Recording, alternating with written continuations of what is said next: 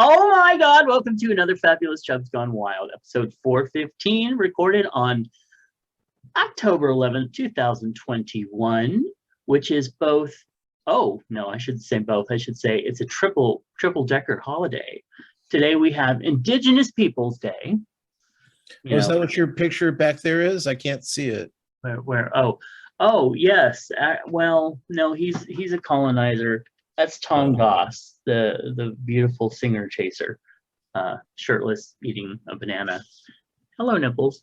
But we do have Indigenous Peoples Day, formerly Columbus Day. And then we have Canadian Thanksgiving. Well, I thought that was last week. I did too, but it lied. Yeah, because I was wondering, I was like on Facebook, I'm like, why isn't everybody from all my Canadian friends like posting happy Thanksgiving photos? And well, it turned out that I was a week off. So anyway, happy Canadian Thanksgiving.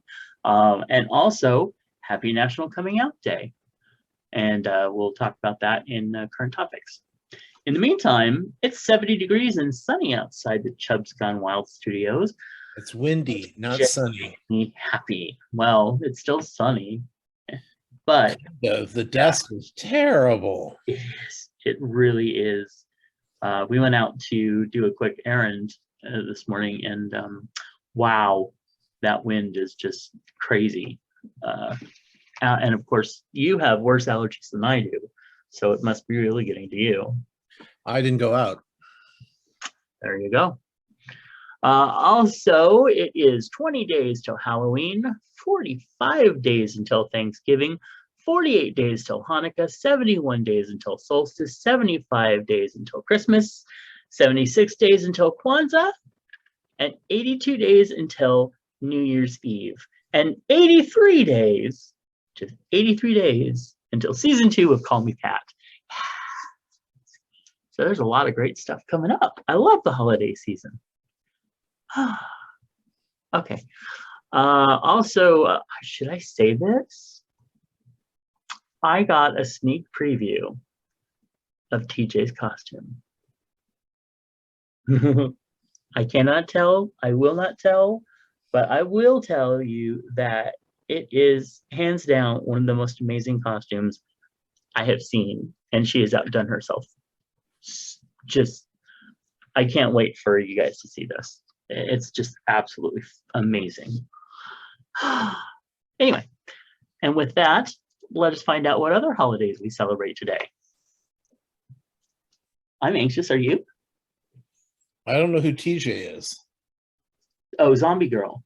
Oh, okay. Yes. Every year she does the most amazing fucking costumes, and I'm always looking so forward to seeing them.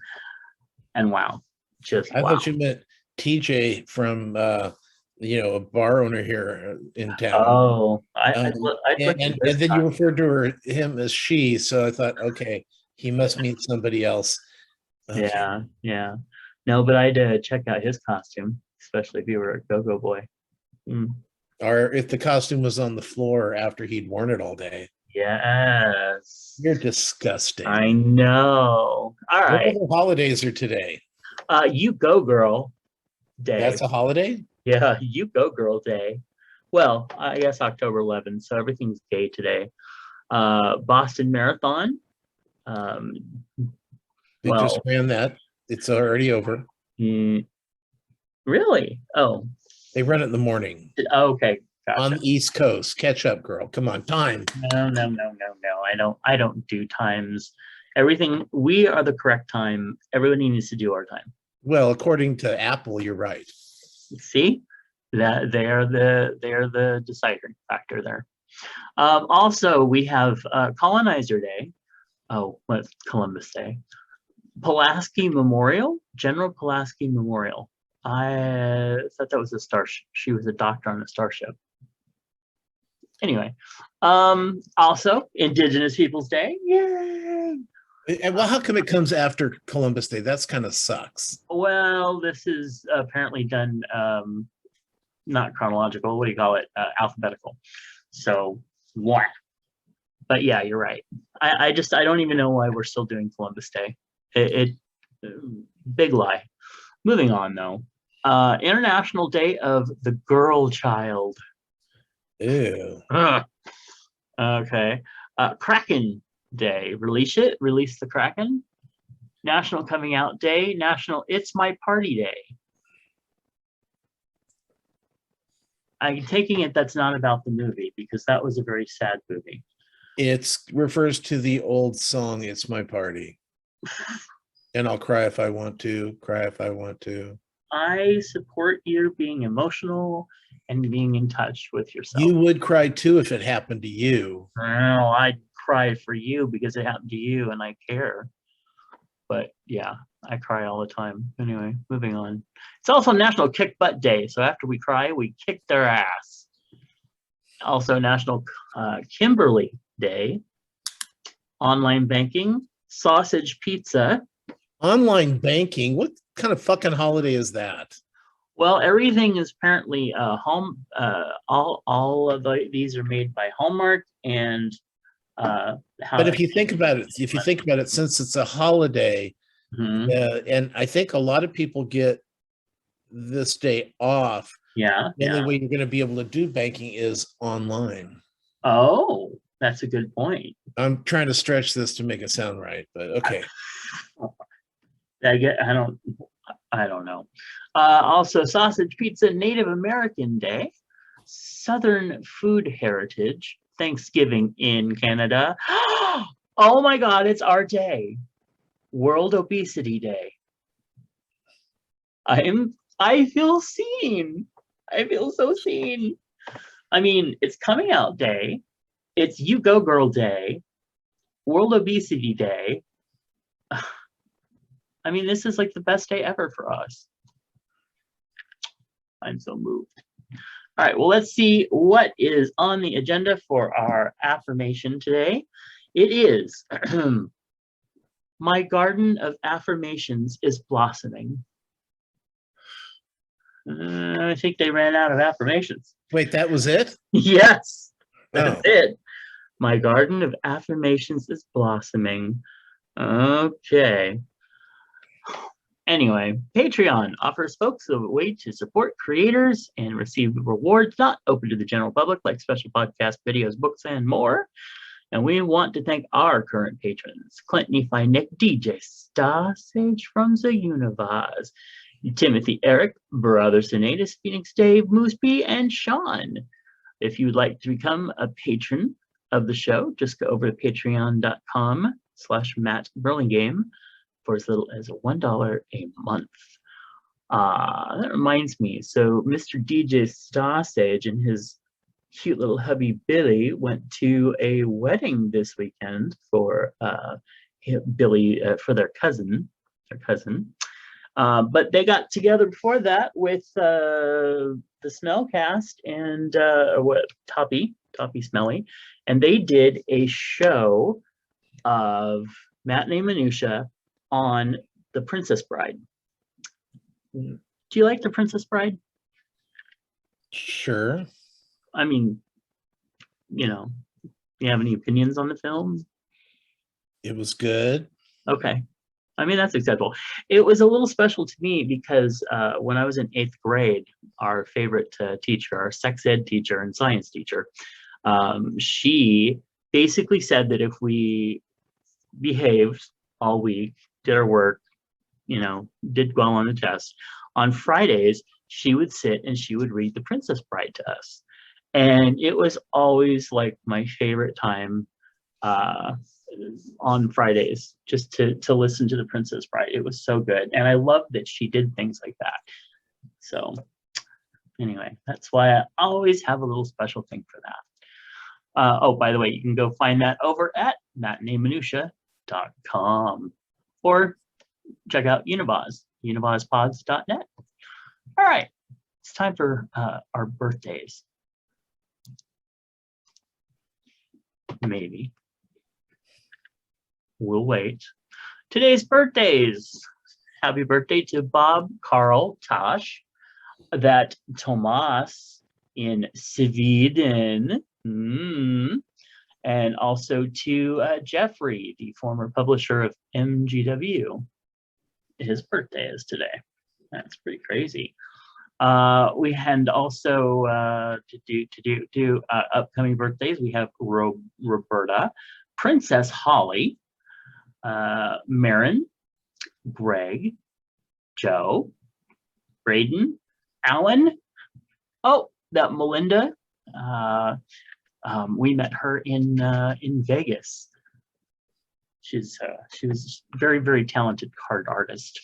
Also, Larry, Lewis, Daniel, Richard, artist Richard Munez Moore. Absolutely fucking amazing art. Just incredible. Also, we got that singer Casey Stratton Lindsay, Aussie Martinez, Mark, Edwin, and Ryan. It's amazing. I'm just so excited. Happy birthday, everybody. Okie dokie. Well, next up, we do have a little bit of feedback, and this comes from Sean, who said, used to work with a woman who moved to America and Ireland. Now, this is, of course, about our conversation about Fanny and stuff on the last show. And he said that she moved to America from Ireland, and she laughed and laughed the first time she encountered someone named Randy, as Randy is a common slang term in Ireland for horny.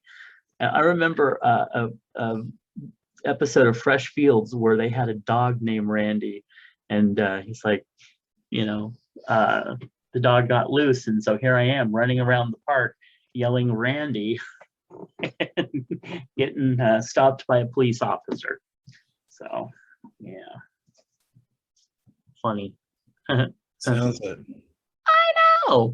Anyway, thanks for writing in, Sean, and thanks for listening. He likes to watch us on the YouTube. Anyway, got any chub hugs that we'd like to send out? Well, yeah, there's a couple people here in town who, one just recently lost a pup, and one who is still mourning the death of his husband after 4 years.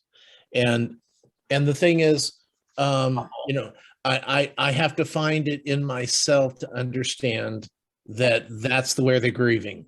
Yeah. Because they're pounding me with pictures and I can't like them all. And I feel guilty about it. I know. But I do understand that the grief process comes at one's own pace. So absolutely. Yeah. And you were pretty close to them too. Well, at least through the show. One of them. Yeah. And the other one, yeah, sort of. But I never met his dog. Right. Yeah. That's always so sad. And all his dogs were getting older. And see, that's the thing that gets me, is that, things are coming from certain people that have, and it's just so hard. Anyway, those are great chub hugs. For me, I've got one for Kathy Bacon, who sent me a very sweet text message this morning. And I just wanted to give her everything's okay? Yep. She's just being very, very supportive with everything. Because, it's still having my moments where it's like, it doesn't, I forget that he's not just away. So, and as much as he drove me crazy, and I'm very thankful that I don't have to do the caretaking, 24/7, there's still some odd moments. There's just is what it is. Anyway, but thank you, Kathy, for your message this morning. All right, current topics. National Coming Out Day is today. And so we may have talked about this on previous shows, but I thought it'd be a good time to bring it up again and just talk about our coming out stories.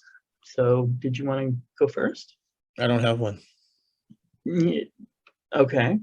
Just kind of gradually happened, I suppose. Yeah. Okay. Parents never knew. Neither of them? Not for me, never knew. Huh. Different generation, girl, different generation. No, I get it. I get it. If they don't want to know, then don't tell them. Okay. Huh. Well, that is an interesting way to do it. Story among itself. For me, it was basically I was 18, and it had been like third or fourth time that I'd been that my mother had found this, that, read a letter, whatever. But we were in a van, and we had just gotten back from the store, and she just finally just said, "You know what? I just want to know. Tell me yes or no." And she's like, "I'm not gonna love you any less. I'm not, nothing's gonna change. I just want to know." And that's when I just, it took everything in me to finally just say yes. And then did she throw you out of the van?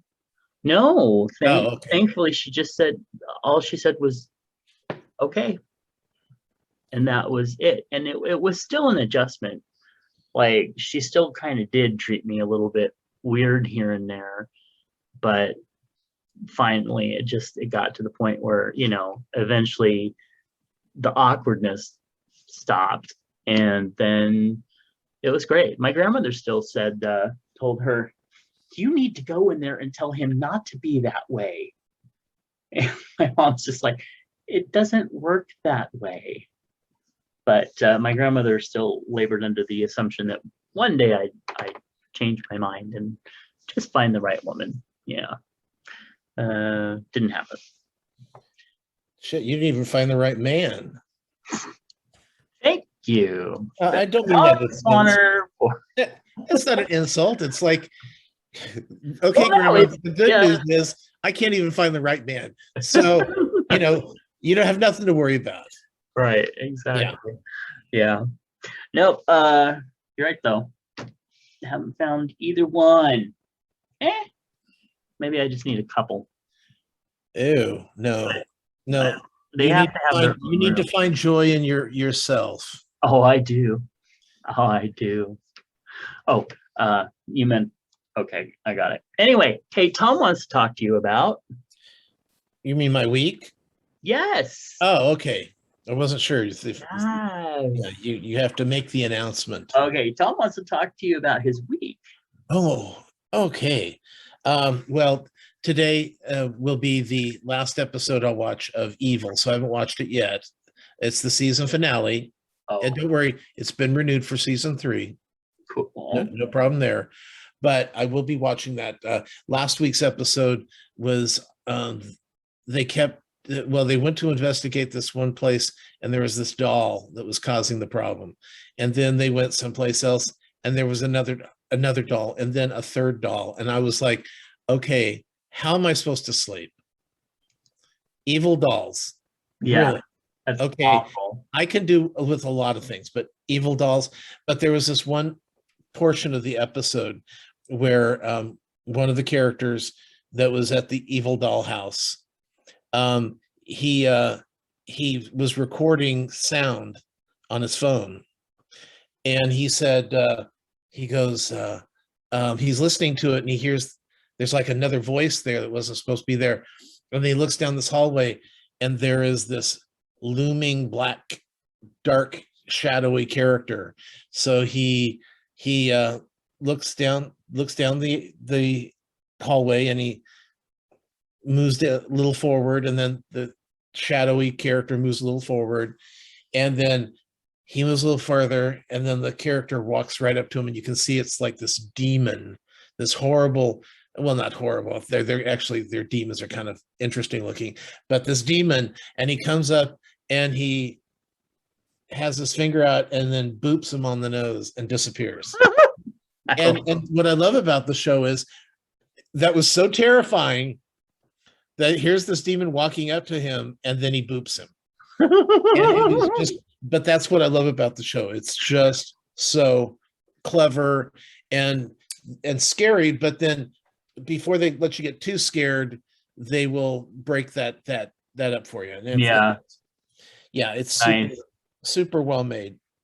On American Horror Story, we've got the aliens trying to mate with humans, and come to find out that Eisenhower actually made a deal that they could have 5,000. They could study 5,000 humans a year, but then we would get all their technologies, because right after that came the microwave oven, came different ways of flying, jets, stuff like that, things that we didn't have before. And so it's fun. And of course, what happens is they never told Kennedy, except Eisenhower decided Kennedy needed to know. And right after Kennedy found out, he told Marilyn Monroe, and all of a sudden he was killed in Dallas when he was. So they're making out that it's because he couldn't be trusted with the aliens. That's why he was killed. So, which is fun. I have no problem with fucking with history like Tarantino does, as long as it's fun, make it fun. So let's see. Oh, and I did get I got 2 likes on Twitter last week. One from Christine Lottie, the Academy Award nominated actress who's in Evil. Nice. He liked my post, and then the makers of the brand new cherry flavor, they liked the podcast post as well. So now, isn't that they liked the podcast post where you basically said the show is insane and bad? Well, they never listen to the podcast. They just like it if they're mentioned in it. Right. Yeah. Yeah. So let's see.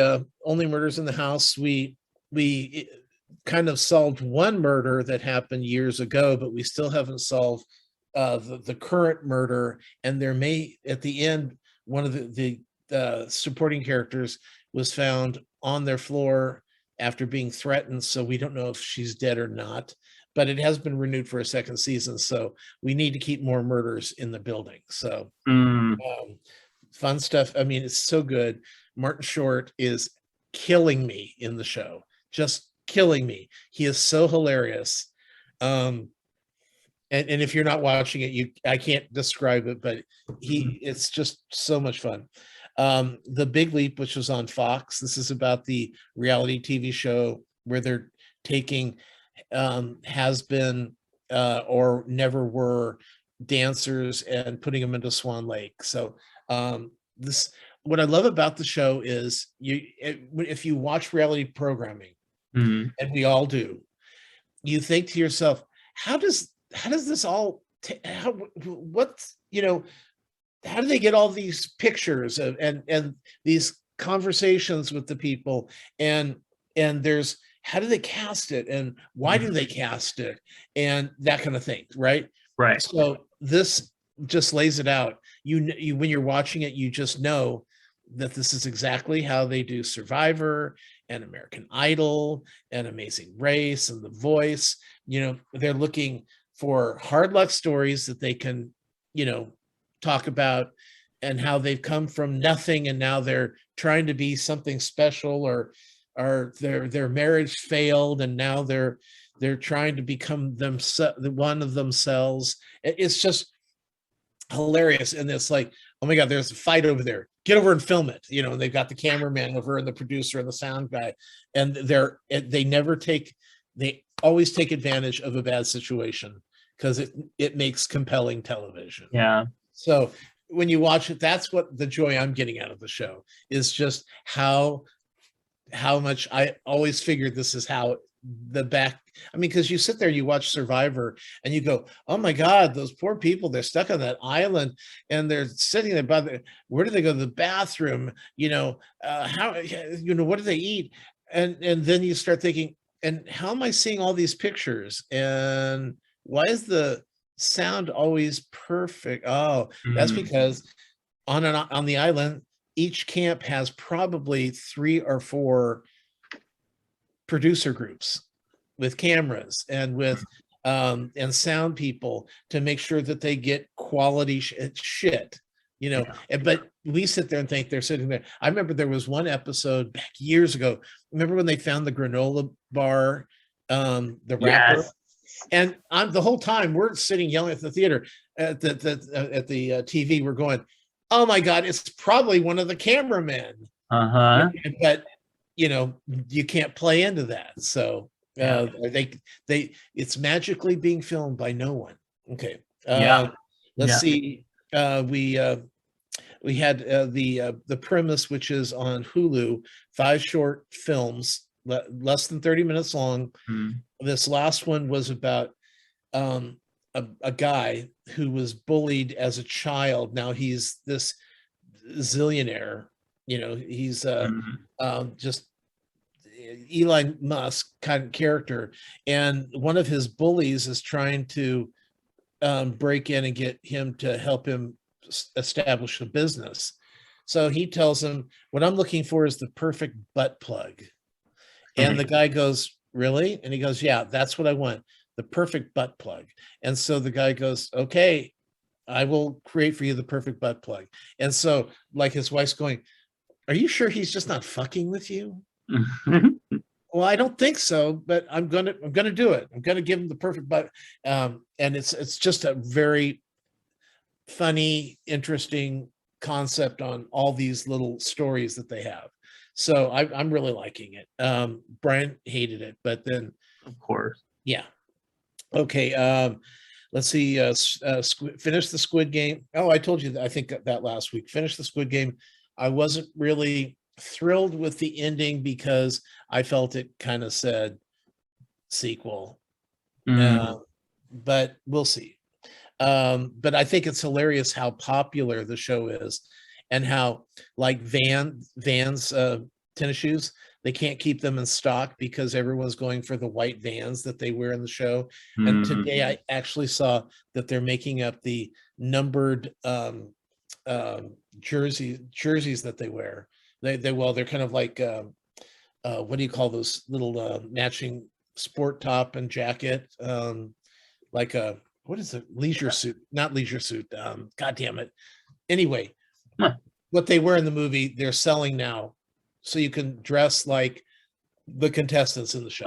It's just insane. Now, this is a scripted show, right? Oh yeah, it's a real, it's all scripted, but it's based on they're playing a game. Right. Okay. But it's not a public game, it's a private game for rich people to watch. People who are poor and will do anything for money get killed for sport. I am tempted to watch it just to know, like, culturally know what the fuck people are talking about, since I'm hearing about it everywhere. Yeah. But I don't know. I don't know. Okay. I've had several people tell me you probably shouldn't watch this. So I don't know. Yeah, well, you're kind of sensitive that way. A little bit. Yeah, you were talking about one show that they killed a dog, and I'm like, I'm not watching that show. Right. What show was that? How many shows I watch, girl? I know. Yeah. Okay. Let's see. Survivor this week, the guy left with 2 idols in his pockets. That's all I'll tell you. Okay. It's nobody ever whenever people leave with idols in their pockets, I just want to smack them. And technically they weren't like an idol, but they were 2 advantage idols, let's call it that. So but he was stupid. Let's see, the Masked Singer this week, Big Baby went home, and it was Larry the Cable Guy. And what pissed me off was one of the clues was he replaced Arnold in a movie. Now, Larry the Cable Guy replaced sort of Arnold in Jingle All the Way 2. Right. Well, Arnold said, "No, I'm not going to do it. I don't want to do a sequel." Okay, well, we'll find somebody else, and they got Larry the Cable Guy. So that's not replacing Arnold Schwarzenegger.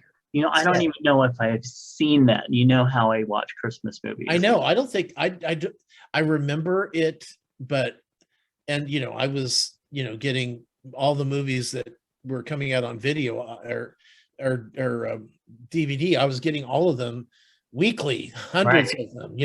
And I don't remember watching that either. So, so that was okay. Let's see. Morning show. Reese Witherspoon's character has acknowledged that she likes lady parts, and when I mean lady parts, she's a lesbian or bisexual, she's calling it. But I see her and I celebrate her. yeah, but Like it was your other show because I don't think I've ever seen her be gay in any show. So she's been close, but not. Yeah, I'd have to go back and look. But yeah, I mean, I always love Reese Witherspoon. I just love her. So yeah. And you know, I remember when I was interviewing the cast of Milk, and I said, "Are we to the point of where playing gay in Hollywood doesn't ruin your career?" And you know, they said, "Well, let's hope not." You know, since all the cast played gay except for Josh Brolin, he was the only main character that was straight, and he killed Harvey Milk. So, Right. But it was. I'm just so glad we're to this point where if it's a gay character, and we don't. First of all, I still don't think only gay people should play gay characters. You know, I agree. I just saw because I don't want to play gay that. characters only if I'm an actor. Right. Exactly. It's got to go both ways. The British Baking Contest is still so good. The girl who went home this week needed to go home. She was just falling apart. So that was an easy one. We're watching a new show called Midnight Mass, which is playing on Netflix, and it's weird. It's very weird. It's about these people who live on this island off the coast. I'm thinking it's going to be off the coast of Massachusetts or somewhere in the Northeast, you know, where they have those small islands that there's 100 people living on the island and have lived there all their lives, and they go out and they fish and blah blah blah, whatever. But weird shit, like at the end of the first episode, they had a big storm and all these dead cats washed up on the shore. And then the second episode, we hear, oh, the dog dies in that one. That's one that dog dies in, but they kill the dog. And but why did they kill the dog? Who killed the dog? There's got to be something behind that. Obviously, the dog and the cats, you know, animals. Well, there's something flying over the island at night because you can hear it, the wings whipping, and then it'll land on the roof, and you're like, oh, what the fuck was that? And so I think it may be gargoyles or something like that. So, and that's what's eating the cats and killing the dogs. And it may be somebody that we see in plain sight. It may be somebody that turns it. So I'm intrigued. Okay. Let's see. That's Midnight Mass, Netflix. Tough as Nails just started back up on CBS, which is, you know, it's fun. It's watching people do jobs that I will never, ever do. Yeah. And it's like they're sweaty and they're filthy and it's my back is hurting watching it. It's yeah. Another new show on CBS is Ghosts, and this is it's a half-hour comedy, but they had two together. It was weird. About a couple who inherits an old haunted mansion, basically in upstate, like let's say around the place that the Midnight Mass plays. It's somewhere in the Northeast. It's like a Victorian castle is what it looks like. And they get in there and there's all these ghosts living there. So it's a comedy. So the ghosts are all the different people who have died on the property over the years. Some, went to heaven, but these ones are remaining. We don't know why they ended up staying here, but they've got an American Indian. They've got a soldier, a captain from the Revolutionary War, who is always like, you can tell he's the gay character, and he's always like going, well, when with my soldiers, I always took extra care with them, and there's a lot of on-hand, training, and everyone's like, yeah, we know what you mean. You were groping the guys, but it's pretty light. The first episode, the couple comes in, they're trying to scare them off, a la Beetlejuice. The woman falls down the stairs. Something happens when she bumps her head. Now she can see all the dead people. Yeah, that's how. Yeah. So I don't know where the show's going to go, but so far it's pretty funny. You know, they have some good characters. Cool. Let's see. On Apple TV, there's a new show called Acapulco, about this young teenage well, he's a little older, he's probably 18, 19. He's been living in the shadow of this big resort on the beach that all the celebrities, and it's like everybody goes to. If they come to Acapulco, that's where they want to go. So he wants to get a job there. He finally gets a job there, and it's him trying to make the job work and please the customers and try to go after the beautiful girl who's the her boyfriend is the son of the owner of the resort, and that son is Sam from Glee. Blonde. Oh, He's not looking as good.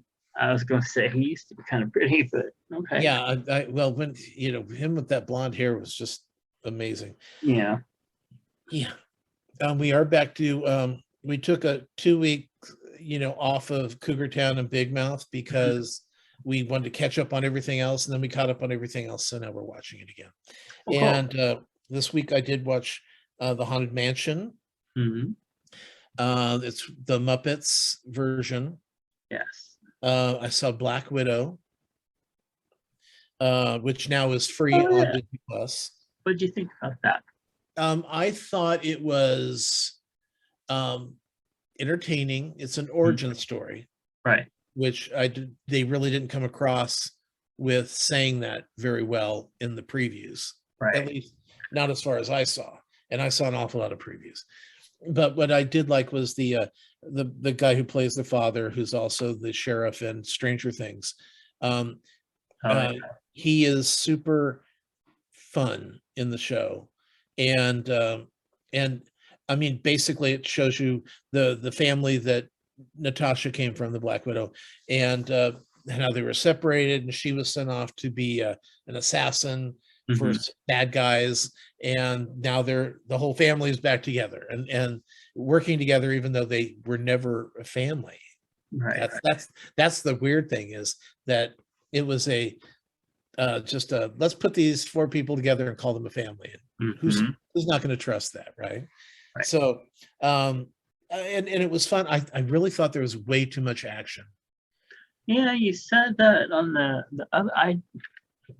I guess I kind of understand what you mean, but yeah, I mean, well, of course, I'm the type of person that with the porn that I would watch if I watched porn, right? Is I want to know what everybody's thoughts are, from the pizza guy to the woman who ordered the pizza or the guy who ordered the pizza, whichever porn you're watching. I want to hear their stories. I just don't like bunny fucking, Yeah. So I need less action in my porn and in my action pictures. Yeah, you like story-driven porn, and yes. And I get that, because I do too. And it's like, if I'm gonna watch this, give me a cool fantasy. Okay, yeah, but this isn't what we're talking about. So of course not. But yeah. So, but that's kind of with the action. The example I used when I was telling somebody is in Indiana Jones and the Crystal Skull, when they're on they're driving in the Jeeps, and then they're fighting each other, and then all of a sudden Shania LaBeouf, whatever his name is, and the German or Russian lady, I could never tell where they were actually from. They're dueling on Jeeps, both in different Jeeps, standing up in the back of a Jeep on it's not a real road, so it's got to be super bumpy. So I'm like, okay, they cannot be standing up. I can barely sit down on that kind of a road. And they're dueling each other. It got to the point of where enough, just move the story on. Let's go to the ants. Go to the ants part, Yeah. So that's what I mean. And then I saw 2 other movies. One's called Promising Young Women, Promising Young Woman, which is about this woman who she starts out where she'll date guys. She goes to bars, pretends like she's super drunk, gets these guys to, pick up on her, and then offer to take her home, but end up always taking them to their place. Oh, hey, this is my house. Did you want to go in and have a drink? Okay. And then when they make their move on her, she's all of a sudden awake and scares the fuck out of them. Which, hilarious, right? Because it's everybody's fear is that, you're going to take home a psychopath, and worse, because they basically were trying to rape the psychopath because they were asleep or the unconscious, and so and then basically we find out she's doing it for another reason as well. And I love a good revenge movie. I do. And it's tongue-in-cheek. It's very serious at times, tongue-in-cheek and other times. So there's a real good balance. Just a really good movie. It's definitely a must-see if you're not too offended by what I just said. But it is a woman getting her revenge on men, which I always love those. I love those shows. Yeah. And then the last one we saw, which it's horrible. It's on Netflix. It's called Prospect. It's got the Mandalorian in it. The guy, the actor who plays Mandalorian. Right. And it's about, well, what it is it's somebody who had probably $100,000 to make a movie, and they got a couple actors that agreed to do it probably for nothing, and it looks that way. Wow. And it's an hour and 40 minutes, and it was so dull. It just reminds me of remember like the Witch, that movie that came out a few years ago, The Witch, where the people lived in the clearing, and you could hear the witch at night, and it's like you sit there and watch it for an hour and 50 minutes and nothing fucking happens. Oh yeah. Yep. Here we go. So that was terrible. I thought you wanted to talk about the Haunted Mansion, and you just glazed over that. I did, actually, but I wanted to hear what your opinion was.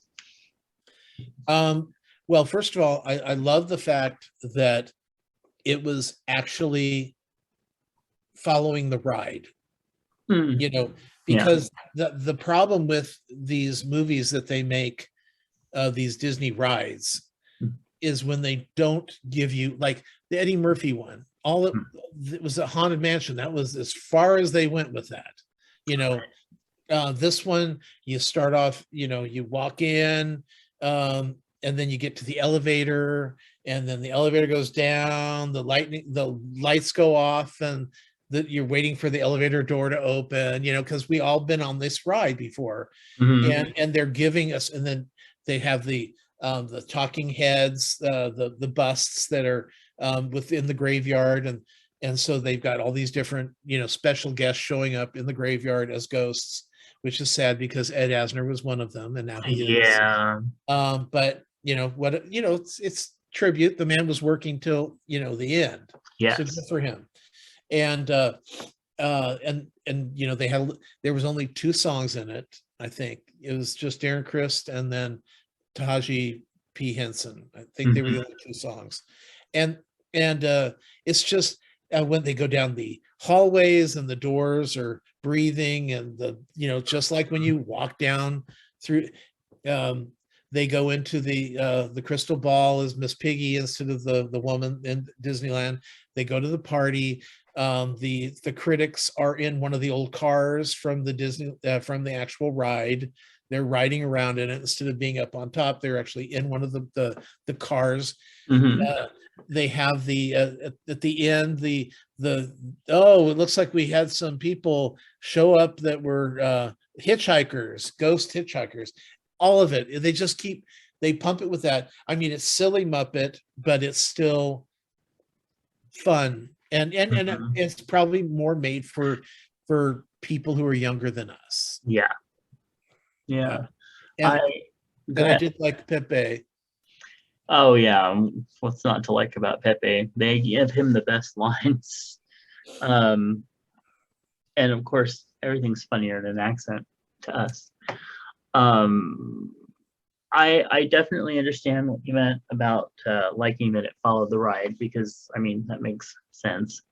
I thought there were some really fun moments, but overall, it just felt like 20 minutes of filler. But one of the things I'm glad is that they didn't try to extend this out into an entire movie. Right. Like a full release. The time was good on it. It held my Except interest for that enough 20 for minutes that. of filler, right? Well, and that may be just me not Expecting too connecting. much. Maybe because it's the Muppets. Yeah, but if you go back and you look at like Treasure Island, or when Gonzo was trying to figure out what he was, that movie, there's an awful lot of filler in those movies. Oh yeah, you're right. But a lot, you go back and watch the old Muppet series, a lot of that filler is the same stuff they had in a 20-minute, half-hour show. Yeah. So I really appreciated what they were doing, but they are not changing their the way they do things at all. Right. And that's one of the things I like, is I love the bit parts where, like, what is his name, Monster? The big guy with the big head. Anyway, when just all the little bit parts and things that came in and out that were asides that were funny as hell, but you'd miss it if you weren't paying attention.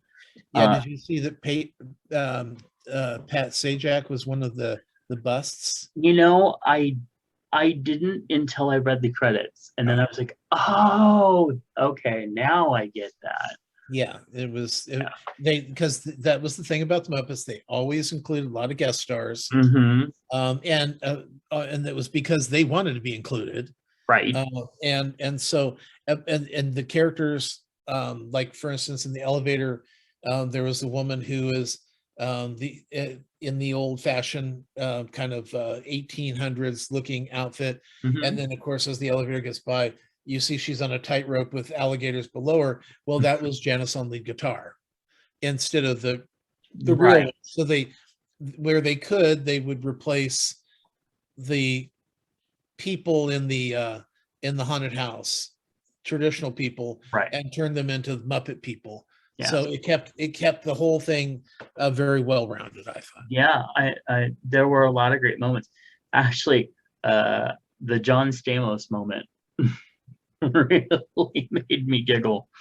But yeah, I mean, I definitely, there were parts of it that just kind of were lackluster to me, but for the most part, it was great. And if you love the Muppets, you should go watch it.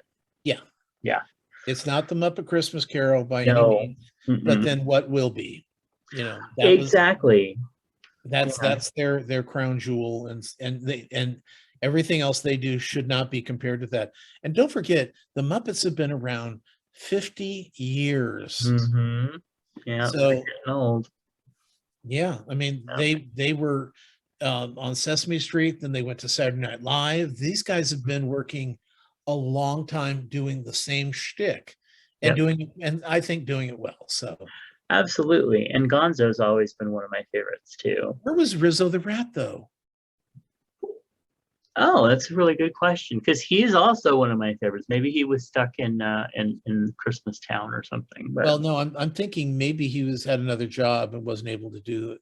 So could be, because I mean, to me, with Muppet Christmas Carol, absolutely made it. Absolutely made it. He had the funniest. Oh yeah, he was by far the him and Gonzo together. Yeah, were what made the show so funny. Yep. Yeah. Okay, so jumping into my week, actually, while we were recording, I had to mute myself because I got a call to tell me that the cremation is done, and he is ready to be picked up. I'm not sure I'm ready to pick him up, but that will be done this week. So there's that. I spent quite a bit of time this last week, especially at the weekend. Again, just sitting in his room, going through things and trying to clear space and clear things out. And there are points when it just seems like a never-ending battle. And yeah, just stuff, constant stuff, throwing out stuff. Did I mention last week that I found out by going through his emails that he was dating 3 women, cyber dating 3 women? You did not. Wow. I thought, okay. So yeah, I went through all his emails in one of his accounts that I could actually get into and cleared everything out. And then I noticed some folders. So I started looking through the folders, and there were, at least he was on Plenty of Fish. So here's a 73, basically, half fallen apart, can barely move some days, total mess, health declining, and yet was able to keep up cyber dating with 3 different women. So were they his age or younger? They were around, like probably 60s. Okay. Yeah. So what you're saying is your dad was a stud. Honestly, he never really had a time for more than a month or 2, maybe, where he didn't have a woman or several women. Yeah. So, you got game. So, Well, son. And I guess what? So mean. You know what, Brian? Oh, how's that mean? What? What I'm saying that you're a stud, and now you're. Oh, I thought you said unlike. No, me. I did not say that. Yeah, see, you always look like I'm trying to be mean to you. Well, we're having a little fun here, and I'm not being mean at all. I actually gave you a compliment, and you threw it back in my face as I'm the meanest person you know.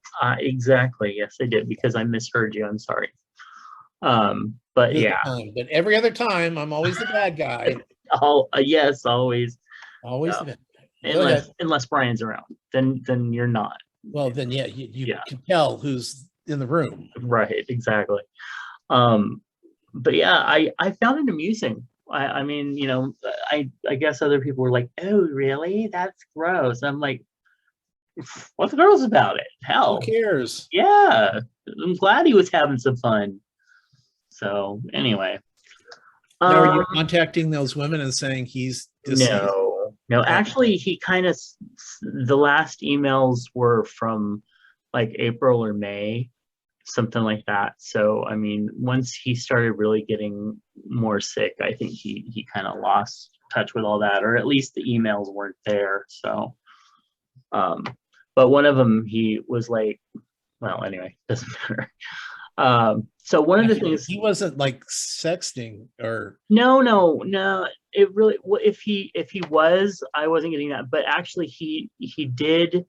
A couple of them they started texting, and they may have talked on the phone. So who knows there? But if so they you didn't have any pictures, in other words. No, but I did find some old pictures of things in places that I was like, okay, apparently, yeah, nobody needs to see that. We're cutting that up. That doesn't need to be out there in the world any longer. Yeah. So the things you find, but because of my other show, I wasn't embarrassed by any of it. I just said, oh, okay, well, there you go. But one of the things that I'm going to do is I'm going to get his medals, because they are not around anymore. But he has 2 medals, and I'm going to get replicas of them and put together one of those, the frames that they're like, yeah, so that you can put that, and he's got several other things, including like a cross that was really important to him and stuff like that. I'm just gonna kind of put those in there and then like put them on the wall in the spare room. So anyway, other than that, I've been indulging myself in Halloween sitcom episodes and loving it. In fact, I wish they had more, because some of the like the Hulu ones are really cool, and they introduced me to some new shows that I hadn't watched, and it reminded me how good some of the shows, like Fresh Off the Boat, how good that show is, and how I need to go back and watch all the seasons that I haven't watched, and Modern Family. I need to go back before I left off and catch up on all of that. Well, you know, and Peacock is doing the episodes. I don't think Warner is, or HBO Max is, but you know, with Disney and with Hulu, I'm just amazed at. I was on Peacock and I watched the David S. Pumpkins skit from Saturday Night Live with Tom Hanks. Yeah, it's 4 minutes long, and there it is. Boom! I watched it and it was over with. Now I don't have to, you know, wait for the Saturday Night Live Halloween special to come on in a couple weeks, because I've already seen my favorite one.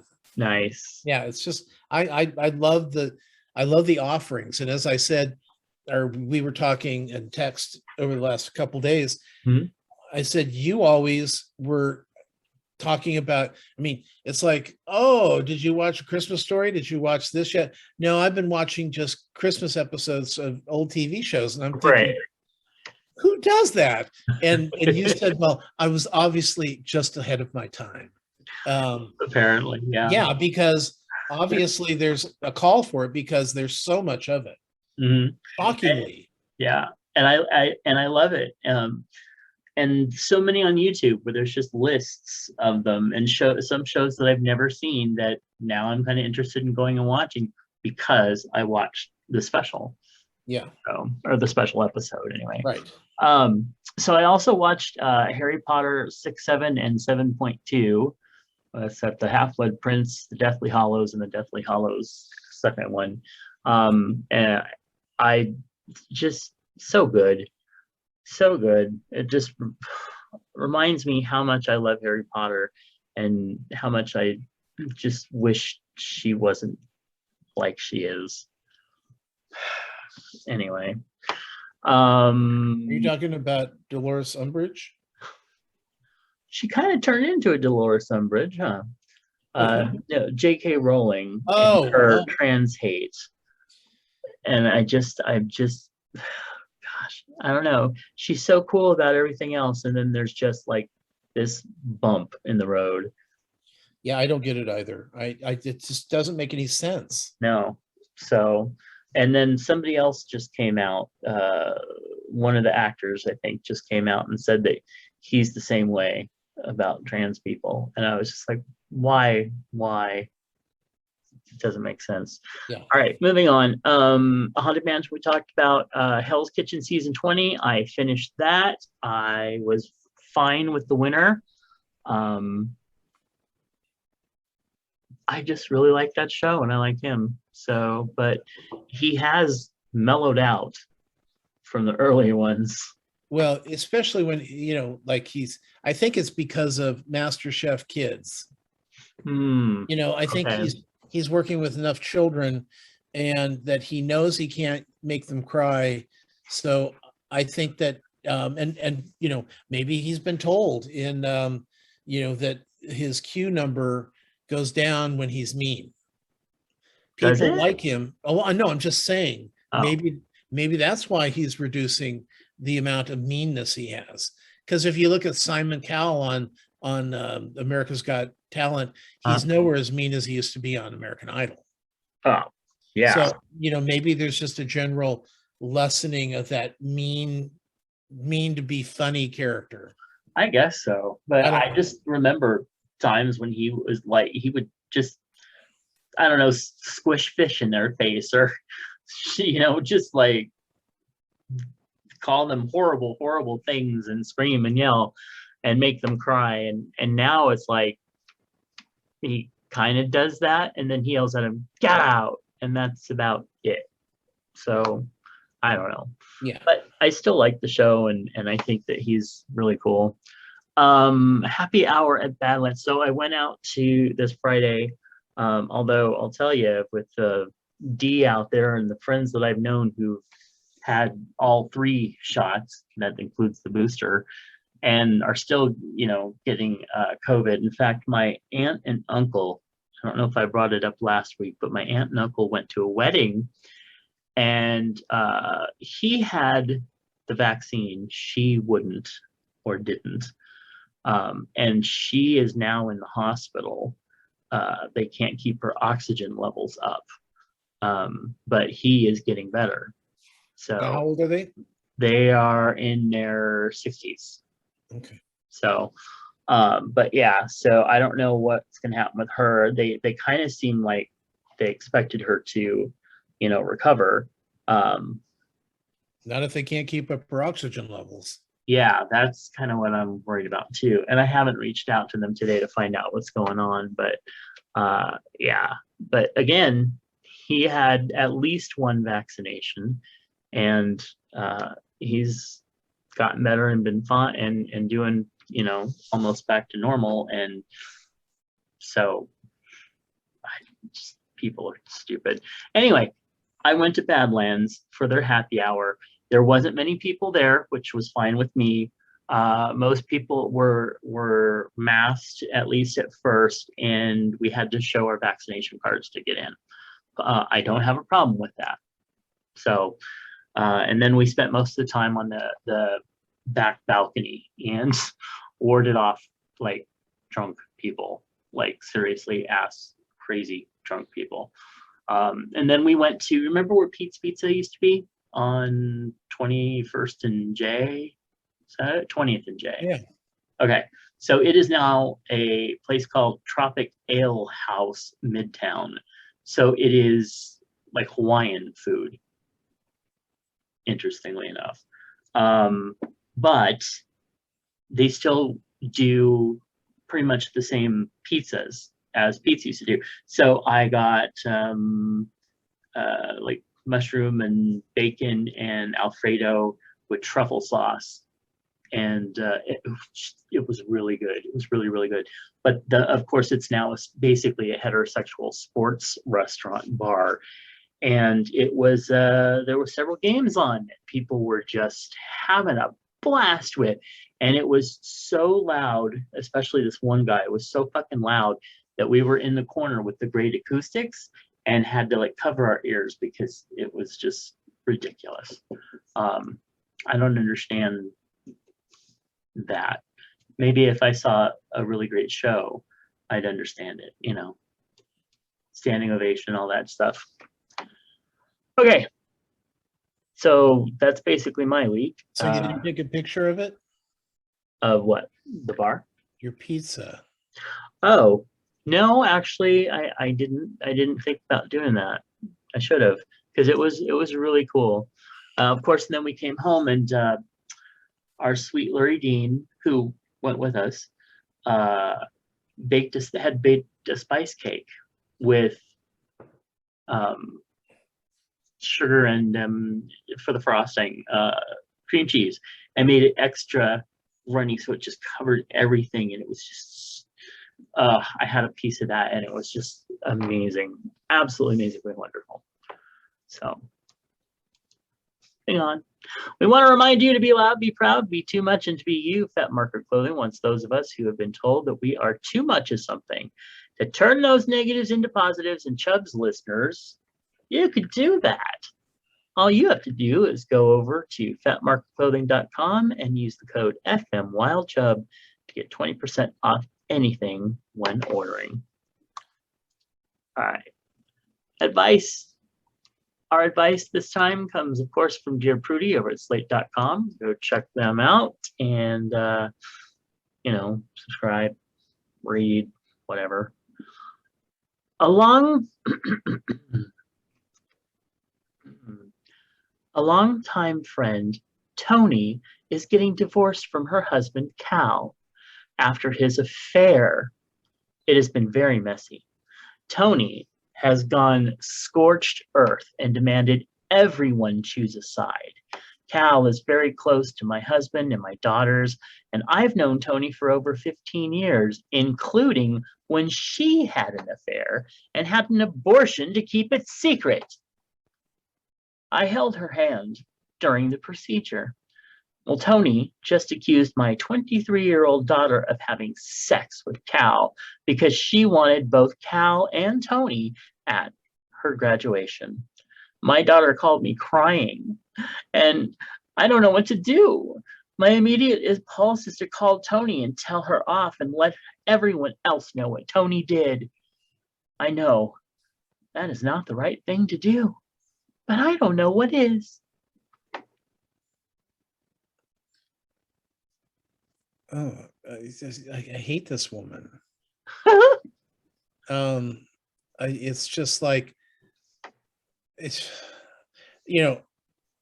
I don't, obviously her name's Karen, right? Yes. Because, yeah, it's just, I'm So my best friend had an affair and long-time had an friend, abortion. not best friend. Oh, yes, yes. Okay, longtime friend. So she had an affair and then an abortion to cover it up. And I was there holding her hand. Hold her hand during the abortion. Yeah, but now that Cal, her husband, had an affair, even though he never knew that she had an affair, now she's all apoplectic about his affair and wants everybody to choose her instead of him and make him a horrible person. And now she accused my 23-year-old daughter of having sex with Cal. Frankly, you know what? Honestly, I would have sex with Cal just to piss this woman off. Are you married to Karen? Huh? Because that'd be even better if you were Karen's husband and you had sex with Cal just to piss her off. Hey, that would be the really cool outcome if the husband were the one that was the affair. Yeah, the whole thing is just, it's like, you people just all need to go away. I was gonna say they all need to divorce each other and just like leave. Well, and first of all, what I'll say is Tony and Cal, find some new friends, because this bitch is not your friend. Yeah. And why is Tony accusing the daughter of having an affair just because she invited both of them to her graduation? Exactly. It's just, you know what? I don't Tony's believe crazy. I don't believe a word of what the writer is saying. I think she is full of shit. Do you think this is trying to make herself look like the victim in all of this? Okay. Do you think this is one of the leftover letters from that woman that wrote the fake It kind of doesn't. A lot of it doesn't make any sense. Yeah. You know, I've known Tony for over 15 years. Mm-hmm. And then even when she had an affair, it's like, you were just too busy pointing fingers at everybody. You need to look a little inside yourself and figure out what's really going on here. Right. I think either I think she's trying to make herself look like the victim here. I held her hand during her abortion after her affair. Yeah. I'm her friend when her husband has an affair, and now she's accusing my daughter of having an affair. I wonder if that's true, though. I'm almost thinking, is that true? Yeah, that's kind of what I was thinking too. She accused it, but your daughter has not. She says, I don't know what to do. She's crying about it, but she doesn't say, I never had an affair with Cal. She didn't say that. I think the whole thing is just a mess, and it needs a rewrite. Okay. Well, let's see what Dear Prudy had to say. I think telling Tony off is absolutely the right thing for you to do here. What she did to your daughter is unconscionable and a certified act of friendship ending. Give yourself a day or two to calm down so you're able to speak with composure. Don't call her names or throw her abortion back in her face. Ew. But aside from that, feel free to let her know how cruel and unnecessary her lie was. that she's utterly broken your trust in her, and you hope that she never treats another person like the way she's treated you and your daughter, and that she's no longer welcome at the graduation ceremony. If you want to talk to your friends about Tony's latest accusation about your daughter, you're well within your rights to do so, but don't bring up her previous affair or abortion.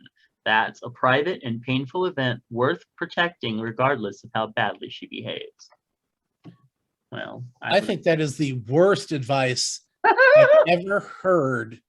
Well, it is Danny that's doing that did this one, and Danny's advice we don't always agree with. Oh my God, this is horrible. No. Confront her.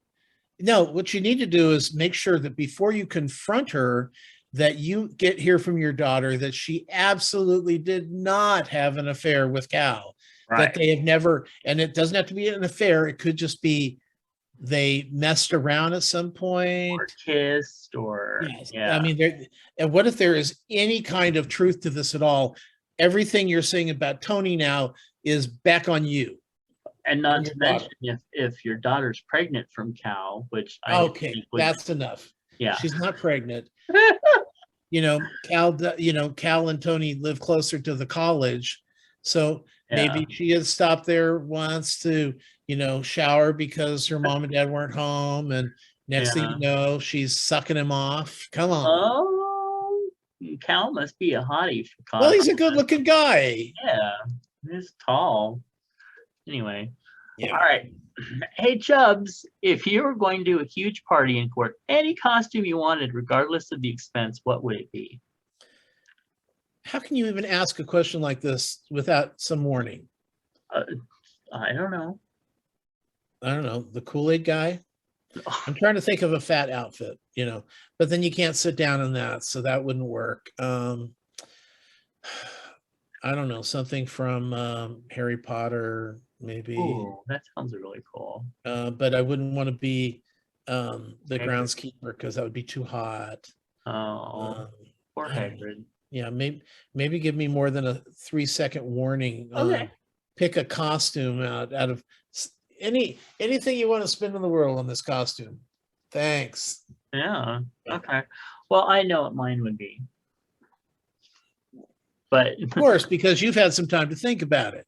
Well, okay. How about you? Would you like to come back to this question next week? No, I'm done. Okay. I would be Eveline, aka the Wicked Witch of the West from The Wiz. And the whole dress she wore in Don't Bring Me No Bad News, Mabel King. Yeah. I love that fucking dress. And I love that performance, and I love Mabel King. So that's what I would do. Anyway, next question. Hey, Chubs, did you like The Wiz? I did not. If you're talking about the Diana Ross Michael Jackson movie, no. Yeah. I didn't. And I've seen I saw the live show a few weeks ago. It was the tour back when I was in college, and I was one of the few white people that went with all the black people that I was in drama with, basically. And they were all falling out of their chairs, and I didn't get any of the jokes. And which is it's not, and look, I know did you see the stage version NBC did a couple years ago? I saw pieces of it. Okay, they redid the book. Oh. And okay. And made it white friendly. Oh. But then I enjoyed the show because I got the jokes. I got the jokes that the taxi cabs wouldn't stop for them because they were black. I didn't get that on the stage version or in The Wiz, the movie. But they explained the jokes, they kind of spoon-fed me what was going on and took a lot of the politics out of the Wiz. And I know, but I see, I'm not saying, that you have to whitewash literally shows to make me happy. Right. If I don't get it, I don't get it. Dude, I like a lot of the musical numbers, the number you're talking about. Home with, Dinah Ross, the 45-year-old woman singing about how she's going. Yeah. 10-year-old girl. I mean, those type of things I loved in the show. I mean, the musical numbers were terrific. But it's like, I understand that if I watch a Bollywood movie, I'm not going to get the jokes. Right. If I'm watching something that's made in Mexico or South America, it's not going to have the same humor that I'm used to. Right. But I appreciated what The Wiz was and what it did, because I mean, I think we were talking about it, or maybe we weren't. But at the Tonys, Jennifer Holliday sang, I'm not going, I'm telling you I'm not leaving. Right. I'm not going. And she sang that first time 40 years ago on stage. Right. And there was not a lot of offerings for people of color on Broadway or jobs. I mean, there's a joke from Chorus Line, and that is the short little Asian girl. She goes, the only time I get work is when they're redoing either The King and I, or what's the San Francisco show? Chop Suey. Oh God. Grant Avenue, San Francisco, California, US. Well, that show, it's an all Asian cast. Okay. So, and that's the only time she ever got jobs, was when they would revive one of the two of them. Otherwise, she couldn't get a job on Broadway because she's Asian. And that tells a lot. That was the mid 70s, and they only had one black guy. I think it was just Bobby was the only black guy on the Chorus Line, and the rest were white people, because that was Broadway. They were trying to do something that was representative of the time. But if you look at it now, that's not it at all. I mean, now Broadway is maybe not as much as they hope, but there's a lot of roles for black artists and Asian artists and Hispanic artists. It's great. There's a lot more opportunity, not enough, but there's a lot out there. And the fact is that these producers don't want to invest money into something if they can't have a guaranteed audience to come see it. Was it Madame Butterfly? No. Flower Drum Song? Flower Drum Song. Okay. Yeah. See, that I never got to see that. I think I did see M Butterfly though. Well, that's not the same thing. Right, of course. But. Yeah. The nice thing about Flower Drum Song is such a good musical. It really is so much fun. Maybe because it's the familiarity of San Francisco, but it's got a lot of great music, and just amazing dancing. It's a really fun show, because it's based on this family wants their son to marry a good girl from the old country, but he's in love with the girl who is in a show, and she's famous in San Francisco. She does a whole singing and dancing on stage every night. Yeah. He wants her, but to his parents, she's a whore. Of course. So you need a nice girl, and the nice girl just happens to be Mrs. Eddie's father. And she's so good. She do you know she sang? No. Yeah, she sings really well. If you haven't seen Flower Drum Song, it's really a good show. Actually, now is there a movie version of it? Or? Yes. Okay. So I just wrote a note to myself to watch it, because I should watch it. I haven't. But yeah, so I do like The Wiz, but only after they spoon-fed me the whitewashed version. Gotcha. I watched The Wiz, the original one, a while back. I don't know how long ago, but it was a while ago. And conceptually, and the message behind it, I thought was amazing, especially for being a 1970s show. Right. But overall, most of it just didn't float my boat. Maybe it was the same thing. Maybe I just wasn't able to connect to it then. So, But you know, and I think that the other thing is, as we get older and smarter and mhm, more, and I hate using this term, but woke about situations, right. we understand the jokes. So it's a totally different show, where we understood Dreamgirls because even though it had you know, mostly black cast, it Mhm, was the Diana Ross's Supreme story. right. So we were already familiar with that. Yeah. And yeah, it's, and and this is, then that's the problem that's been on Broadway for a long time, is that, you know, it takes a lot of money to produce those shows. And if they can't guarantee themselves a payout on this, then they're not going to invest in it. And Yeah. what are you going to, if they don't get the jokes, they're not going to give them the money. That's kind of where I'm going here. Yeah.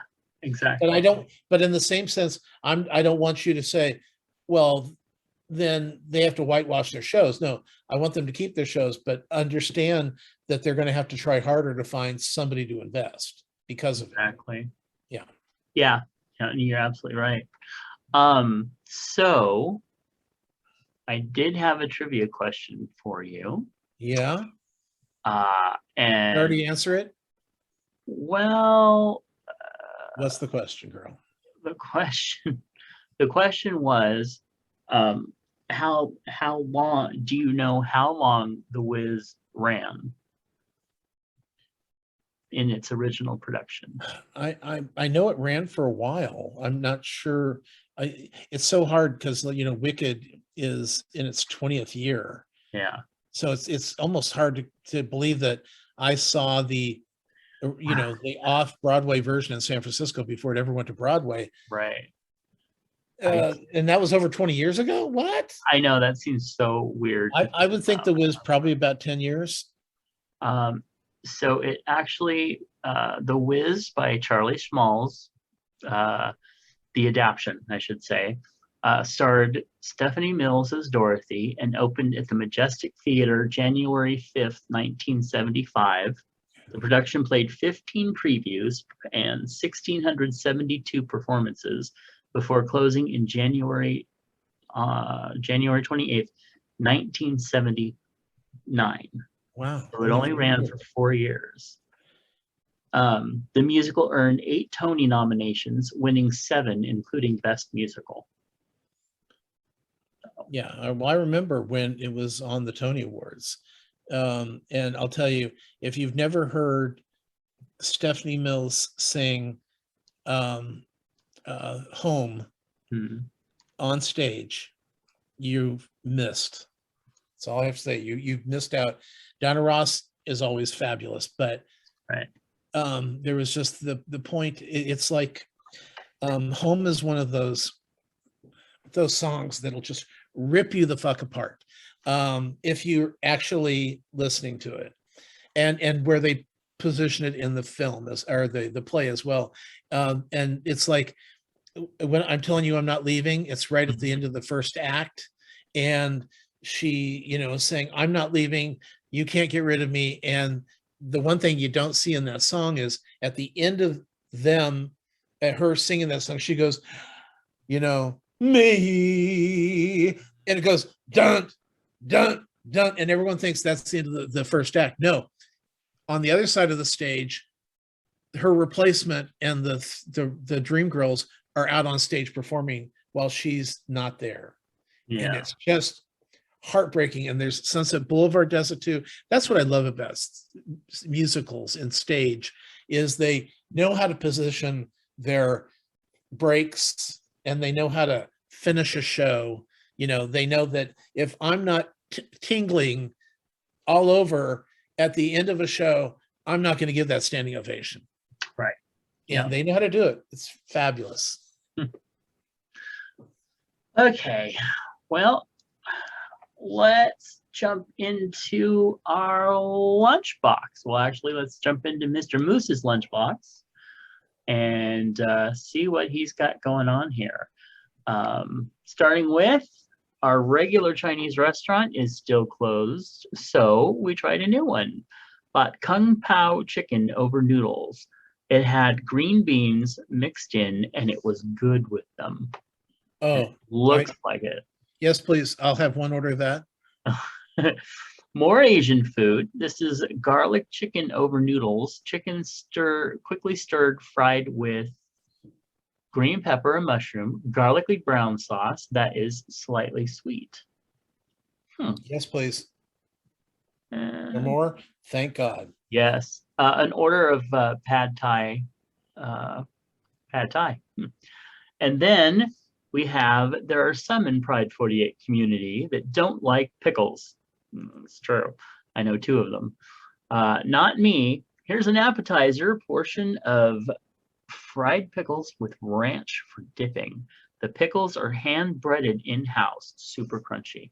Huh. Well, they look fantastic. Yeah. I would not eat them. Yeah, I don't know. That just doesn't sound that appetizing to me, but I do love, is it zucchini? Yeah. The fried zucchini strips or whatever. Oh, yeah, the only difference here good. is this has been pickled. That's the only thing. So if you like the taste of pickles, this should be fine. I mean, I would try it, but it just doesn't sound like I would necessarily like it.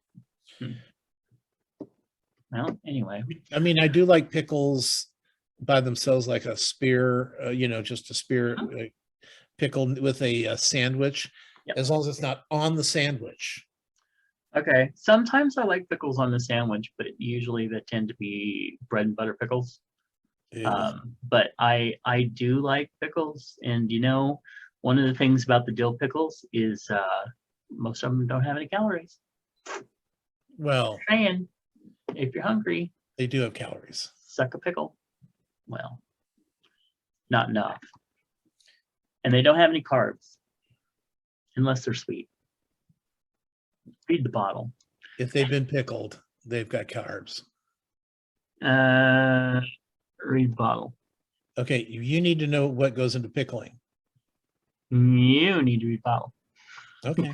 Because I'm pretty sure that the ones that I got, they didn't have any of that stuff in it. Okay. Well, I mean, except the sweet pickles. Wait, what were they? What were these They're just like kosher dill with no calorie? What? Just kosher dill. Kosher dill? Yeah. Okay. Anyway, I'll check. Because if I'm wrong, I'm happy to admit I'm wrong. But I remember specifically getting them because they were something that I could snack on. Okay. Currently, LGBTQ people of color in America have a disproportionately high rate of HIV infections. Golden Rule Services of Sacramento want you to know that there's an important tool in preventing you from contracting HIV. Pre-exposure prophylaxis, aka PrEP, is a medication proven to be 99% effective in preventing HIV infection. To learn more about PrEP, call your local sexual health clinic. If you find out more about Golden Rule Services, visit sacgrs.org. All right, and with that, please send us emails at chubsgonewild@gmail.com. Leave us a comment on chubsgonewild.com, or like us on Facebook, facebook.com/chubsgonewild. Please consider becoming a patron of the show at patreon.com/mattburlingame. Find Tom's movie and TV reviews at swannerandjudd.com. Find their podcast in iTunes or on iHeartRadio. Find out more about Matt's books at justkisstheguy.com and check out his other podcast at biggaysekshow.com. Watch videos of the show at youtube.com/c/Matthew Burlingame. And don't forget that you can find us on Twitter and all that stuff. And give us a call at 408-69 Chubs. Yes, Queen. So how many shows do we have? 1, 2. So we have one show before our Halloween episode. So we should plan on doing something fun for our Halloween episode. Sounds fun. Okay. Anyway, Hey, if our listeners want to submit anything to what's in your lunchbox, they want to comment on the advice, they want to ask advice, you want to send us some Hey Chubs questions, just send us an email at chubsgonewild@gmail.com. Let us know, because we would love to. And we would love to hear from you. And we will catch you next time. Bye. Bye.